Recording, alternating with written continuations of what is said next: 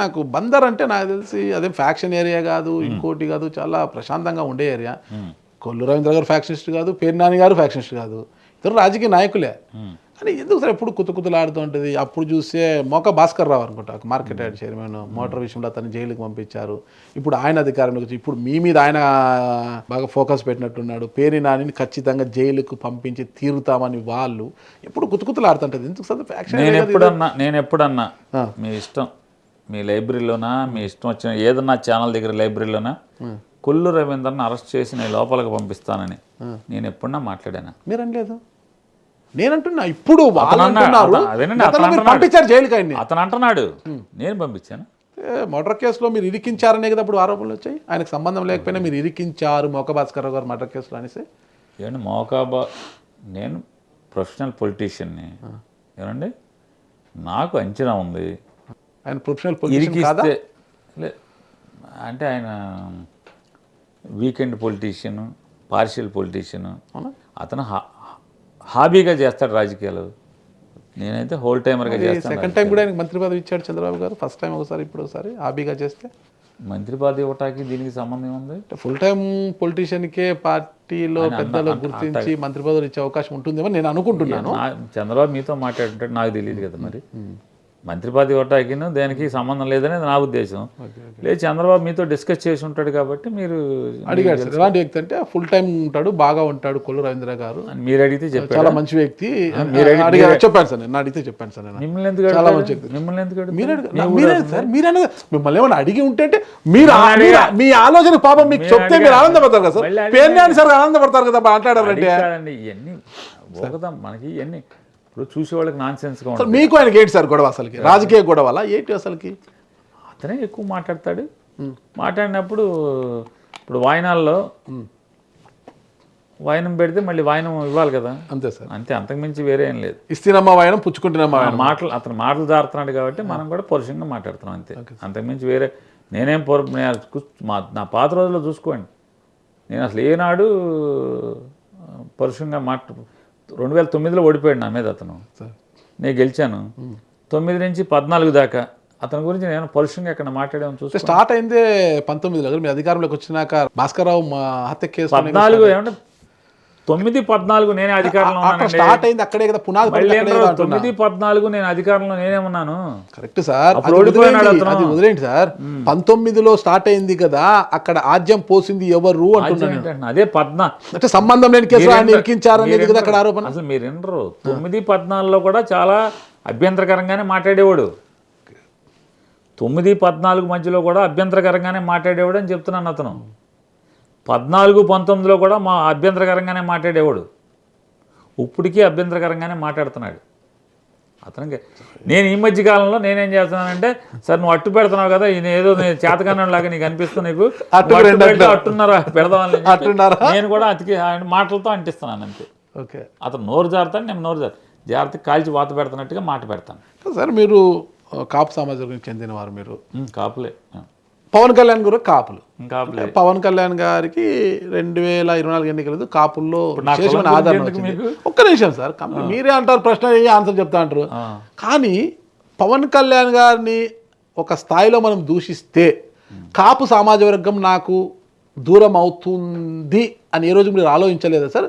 అంటే చాలా మంది కాపు సమాజం మీకు దూరం అవ్వబట్టే కదా. నేనేం దూషించాను చెప్పండి? పవన్ కళ్యాణ్ గారిని ఏం దూషించాను ఒకసారి చెప్పండి. అంటే అది ఆయన చెప్పు చూపిస్తే మీరు చెప్పు చూపించారు, ఆయన ఏడో పచ్చి చూపిస్తే మీరే అంటున్నారు. ఆయన చెప్పు చూపిస్తే మీరు చెప్పి చూపించారు. అదే సార్, అదే ఆయన పార్టీ చెప్పు చూపించింది ఎవరూ లేదు. కానీ ముందు చెప్పు చూపించింది ఎవరు? ఒక నిమిషం సార్, కానీ ముందు చెప్పండి సార్, ముందు చెప్పు చూపించింది ఎవరు? రాష్ట్రంలో ఇంతమంది 25 మంది మంత్రులు ఉన్నా, ఒకసారి 151 మంది ఎమ్మెల్యేలు ఆయన అన్నాడు, ఎవరు స్పందించకుండా పులోమని మీరే చెప్పు చూపించి మీరే ప్రతిసారి మీరే మీద పడిపోయారు కదా. అంటే నేను పవన్ కళ్యాణ్ గురించి మాట్లాడితే కాపులు నాకు దూరం అవుతారు అని మీరు ఎప్పుడు అనుకోలేదా? పవన్ కళ్యాణ్ గారు వైసీపీ నా చెప్పు తెగదాకా కొడతాను, చెప్పు తెగట్టు కొడతాను అన్నాడు. తప్పే, అది నేను ఒప్పుకుంటా. ఆత్మగౌరవం ఉన్నటువంటి పౌరుషం మెండుగా ఉన్న ఒక కాపోడిగా నువ్వేంట్రా కొట్టేది, నేను కూడా కొడతానని చెప్పాను కదా. నా కొడక అని నన్ను అన్నాడు, నేను నా కొడక అని నేను అన్నాను. మిగతా కాపులకు లేని పౌరుషం మీకు వచ్చిందంట. మీరు వాళ్ళని అడగాలి, నన్ను అడిగితే. ఓకే. నాకున్నది నేను చెప్పాను.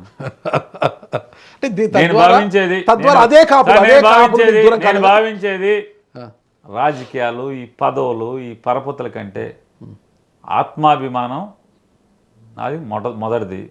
ఆత్మాభిమానికే నా మొదటి ఓటు. దాన్ని గౌరవిస్తాను సార్ నేను ఖచ్చితంగా. కాబట్టి నా ఆత్మాభిమానాన్ని దెబ్బతినకుండా ముందు నేను మనిషిగా బతకాలి, ఆత్మగౌరవంతో బతకాలి, ఆత్మాభిమానంతో బతకాలి. అది పోయాక ఈ పదవులు ఉంటే ఏంటి, మంత్రి అయితే ఏంటి, డిప్యూటీ సీఎం అయితే ఏంటి? ఇప్పుడు మా ఖచ్చితమైన ఇంకా మీ మీద ఇంకా నాకు గౌరవం పెరిగింది సార్. అది రాజకీయ నాయకుడికి ఉండాల్సిన ముఖ్యమైన లక్ష్యం, ఆత్మాభిమానంతో. కాపోడి లక్షణం అది. మీ హయాంలో చాలా మంది కాపులు ఉన్నారు కాపుల సార్, లక్షణం అది. మంత్రి పదవులు తీసుకున్న కాపులు కూడా ఉన్నారు సార్. ఏ కాపు స్పందించలేదు సార్, ఎందుకు స్పందించలేదు? మీరు మాత్రమే స్పందించారు సార్. అందరూ స్పందించారు. పదవులు అనుభవించి వెళ్ళిపోయిన వాళ్ళు కూడా ఉన్నారు సార్ కాపు మంత్రులు. సార్, ఆత్మగౌరవంతో బతకటం లక్షణం సార్. ఆత్మగౌరవంతో బతకాలి, మీరు ఆత్మాభిమానం అలాగే ఉండాలని కోరుకుంటాను సార్. ఇంకొక ప్రశ్న సార్, దెబ్బతిన్నాక ఏ పదవి ఉంటే డిప్యూటీ సీఎం అయితే ఏంటి, సీఎం అయితే ఏంటి? మీరు అలాగే ఉండాలని కోరుకుంటే ఇంకొక ప్రశ్న సార్, మీ హయాంలో పార్లమెంట్ బేస్ చేసుకొని మీరు జిల్లాలను విభజించారు సార్. అవును. ఇప్పుడు దాదాపు 17 జిల్లాలలో అటు ఇటు మార్చి అంత మూడు ముక్కల ఆట ఆడేసింది ఈ ప్రభుత్వము, ఈ సర్కార్. ఎలా చూస్తారు సార్ దీన్ని అసలు మీరు? కోతి కొబ్బరికాయ దొరికినట్టు అని చూస్తాం. కోతి కొబ్బరికాయ దొరికితే ఏమవుద్దండి? దాన్ని తినటం చేత కాదు, సక్రమంగా వాడుకోవడం చేత కాదు, దేవుడి దగ్గర కొడటం చేత కాదు. కింద వేసుకుంటుంది, మీద వేసుకుంటుంది, కింద వేసుకుంటుంది, మీద వేసుకుంటుంది, అంతే కదా. ఓకే సార్, అమరావతి రాజధాని అమరావతిపై అసలు వైసీపీ స్టాండ్ ఏంటి అని ఇంతవరకు ప్రకటించలేదు. వైసీపీ స్టాండ్ తేడా ఏముంది సార్? మా స్టాండ్ గతంలో చెప్పాం, 3 రాజధానులు అంటే 3 అంటే వైజాగ్లో అక్కడ ఇక్కడ 3 పెడతా అని చెప్పాం. 3 చోట్ల 3 ఉండాలి.